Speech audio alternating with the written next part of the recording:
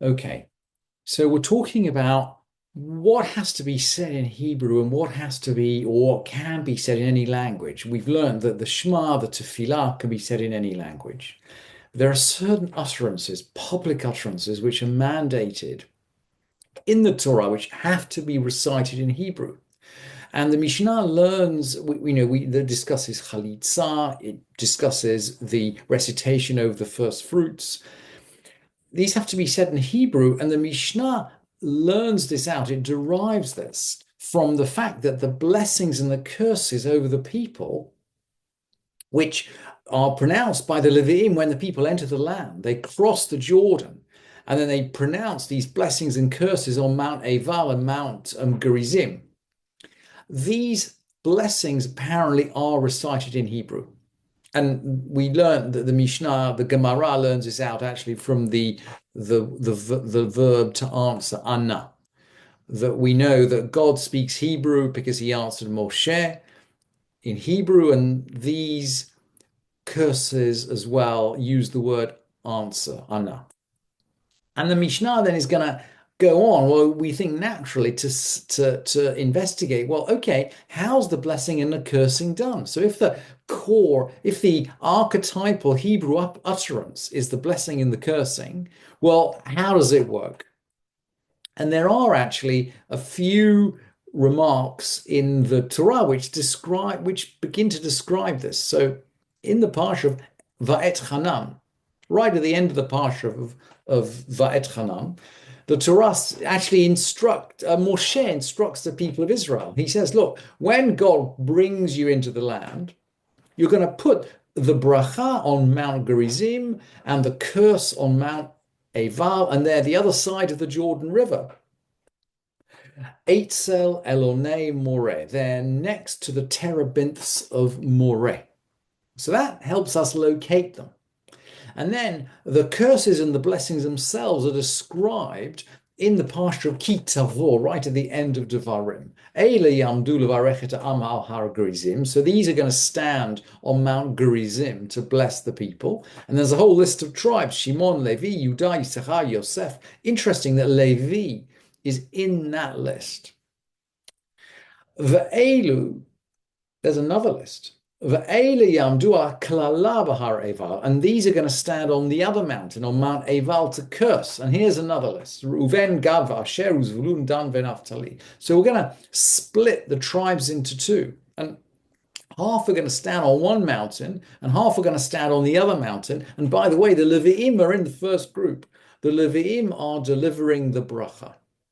So that's how we see it in Ki Tavo. But let's now have a look. Let's keep that in mind. But let's have a look at the Mishnah, because we'll see that the view of the Mishnah is different. The Mishnah has its own recollection of how this works. So it begins just as in all the other readings. It begins Kate Sat. How? Brachot uklalot Kate Sat. How do the blessings and the curses work? So. And now there's a long, long narrative, and we'll try to just cover. This is all one Mishnah according to our printed text. In Kaufman, actually, it's about 3 Mishnayot. It's in our printed text is 1 Mishnah. So we're going to just try and sort of cover it and get a sense as to what is going on. Kevan she'avru Yisrael et Yarden, uva'u l'har Gerizim u'l'har Eva. When Israel crossed the Jordan, and they came to Mount Gerizim and Mount Eva. Sheba Shomron, that's in Shomron, it's in Samaria. She B'tzad Shechem, that's next door to Shechem. Veshe'etzel Elonei Moreh, it's near the terebinths of Moreh, the Elon Moreh. And we know that because there's a verse. We just actually looked at the verse right now in Tanakh. Halohema be'ever ha'yardena charei derech muvar shemesh be'eretz ha'kanani hayoshev ba'arva mul ha'gilgal eitzel elonei moreh. That's the verse from Devarim. Are they not on the other side of the Jordan, beyond the west road, the land of the Canaanites who dwell in the Arava near Gilgal by Elon Moreh? It's Elon Moreh. And it's very interesting here. So we're going to compare the arrival of the generation after the generation that left Egypt in the land. So we're going to compare, if you like, Moshe's people arriving in the land, not without Moshe, of course, to Avram arriving in the land. And when Avram gets to the land, right back in Bereshit, we've got Vayavor Avram ba'aretz ad makom Shechem ad Elon Moreh. Avram passed through the land. Very, very interesting. Avram feels a duty to, if you like, circulate all over the land. He goes all up and down the land, all over the place. And he goes up and down the land. He goes to Shechem, to Elon Moreh. Vayavor Avram ba'aretz ad makom Shechem.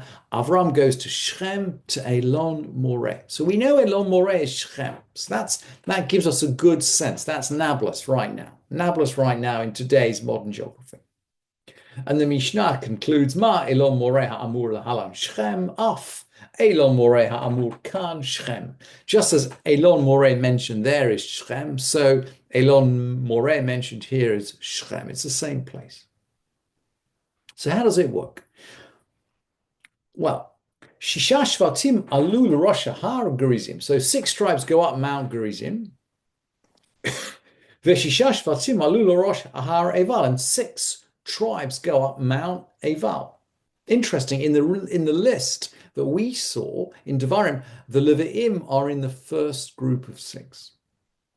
So let's just keep that in mind. Let's keep on with the Mishnah. Veha-kohanim veha-levi'im veha-aron omdim milamata ba'emtza. And the Levi'im and the Aron, the ark, and the Kohanim are standing below them in the middle. Veha-kohanim makifim et ha'aron, and the Kohanim are all around the ark. Veha-levi'im et ha'kohanim, and the Levi'im are all around the Kohanim. V'chol Yisrael mikan u'mikan, and the whole of Israel is sort of around about. So very interesting. Are the Levi'im up on the mountain, or are they down in the middle, down in the valley? We're not sure. Maybe they're split. Maybe some Levi'im are up top and some are down below. And we have a verse.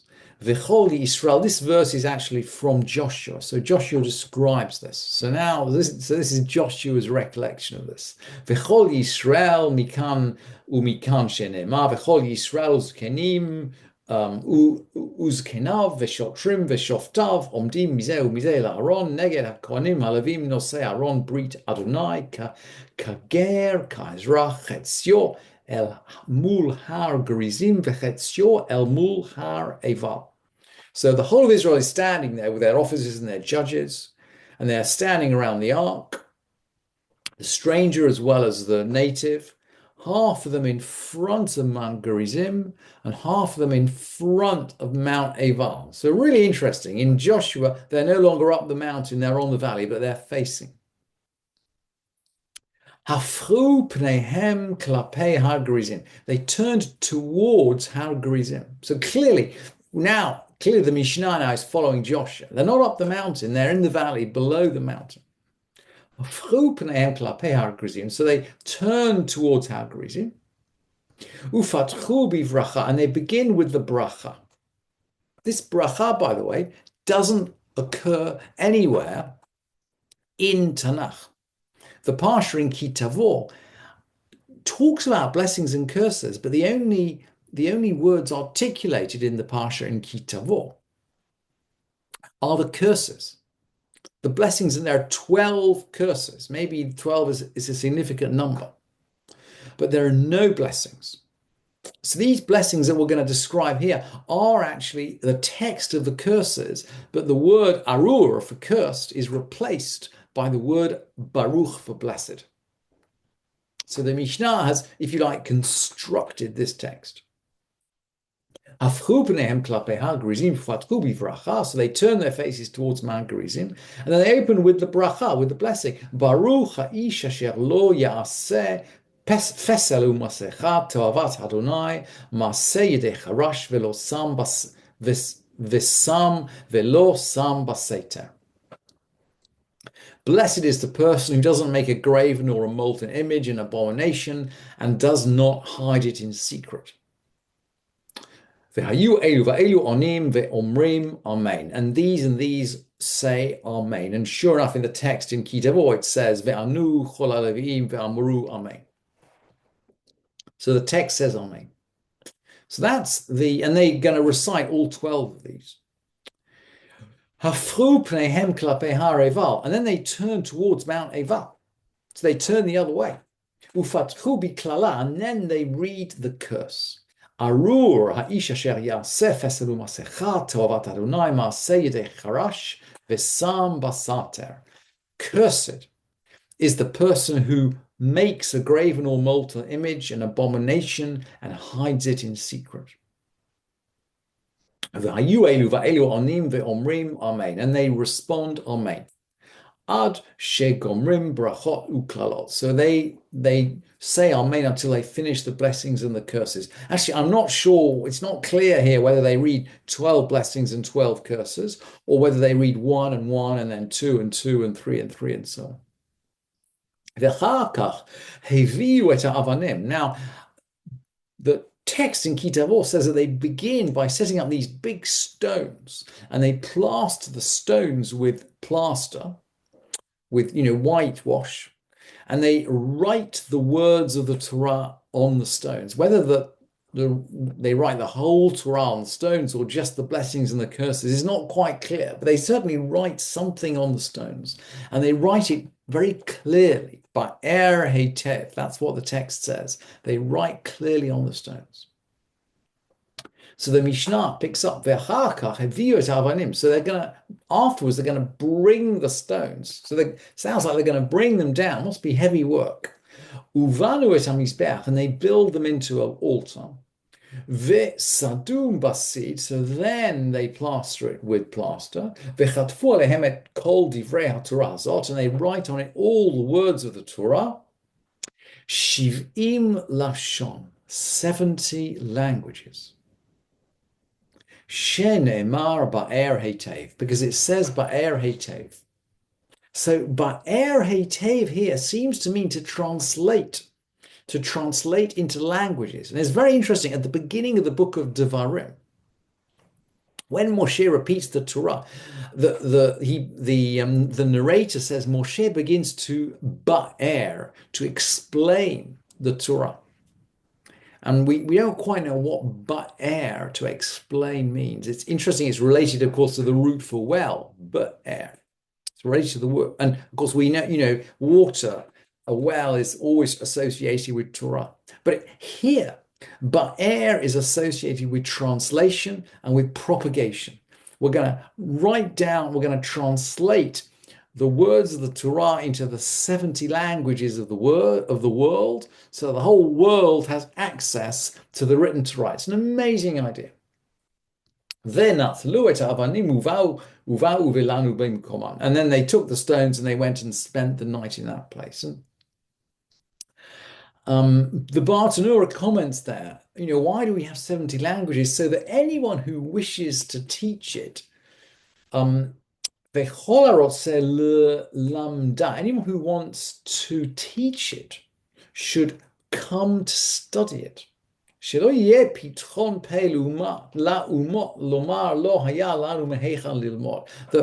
nations the Bartanura is slightly, he's not 100% positive. He says, okay, they shouldn't have an excuse not to say that we didn't have an opportunity to learn it.